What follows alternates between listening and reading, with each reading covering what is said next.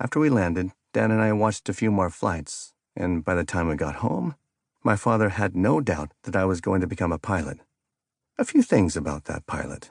Clyde had over 43,000 hours of flight time in his career, which is probably still a world record.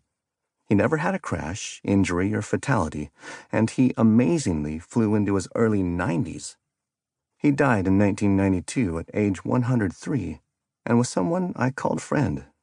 He was just a good guy.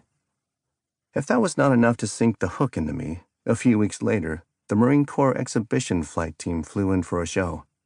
They flew the open cockpit F-4B-4 types, and they had 4 of them. Later, I trained on those aircraft and came to know all 4 of those pilots when they were senior officers. I learned that Marine Corps aviation is indeed a very small world.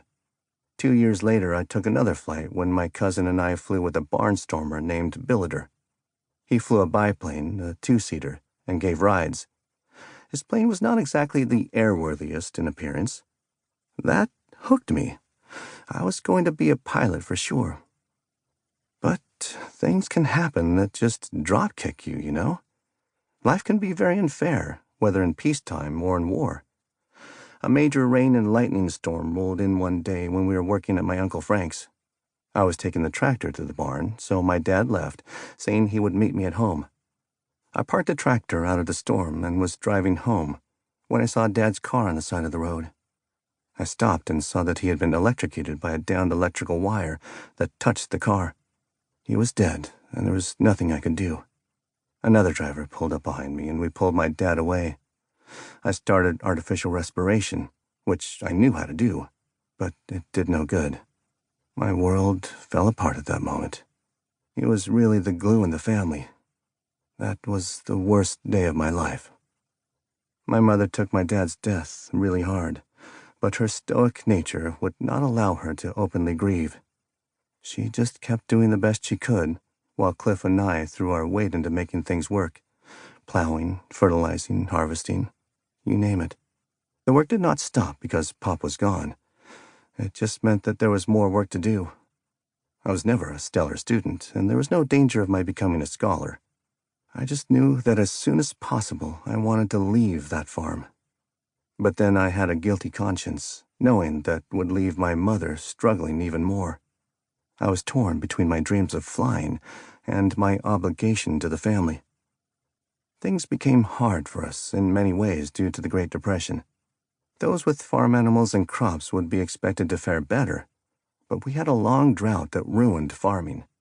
We had windstorms that just obliterated the topsoil all over the Midwest. This combination of events created John Steinbeck's masterpieces. He wrote about the times we were experiencing, and although they were fictionalized, everyone could relate to the characters in his books, which I read with a clear understanding. I was living it. Despite my dismal high school performance, I enrolled in Augustana College in Sioux Falls. I had to earn the money for school, so I worked at a meatpacking plant. I also worked at the filling station, doing basic car work and pumping gas, and worked as a janitor at the church, and I still repaired those windmills on occasion. I even boxed and did pretty well in the ring. I won quite a few fights and tried for the Golden Gloves competition. My first big fight was against this guy who knocked me down a lot. I ended up getting knocked out of the ring and landed on a press reporter's typewriter of all things. I did not have a clear recollection of how I got there. My bell had been rung a few times, and I had a broken nose.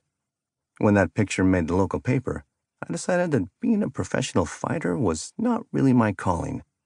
I spoke to Jimmy Doolittle about that a few times, as he had done the same thing. He was just better at it. He told me that he had to fight under an assumed name because his mother would have had a seizure if she knew he was fighting for money. I even worked as a bouncer at an illegal casino. I was doing well for the time in the wages I was earning, but the hours were long, and I was always tired. My schoolwork suffered, and I was failing out. The dean suggested I stick to farming, so I left school. I still worked the other jobs, and even picked up the saxophone and played with a band. That paid better than the other jobs combined, but I still wanted to fly. The next big job was when Cliff, Mom, and I worked clearing roads of snow for the highway department. That was the winter of 1935-36, when the temperature dropped to 40 below zero, and sometimes even colder for long periods of time.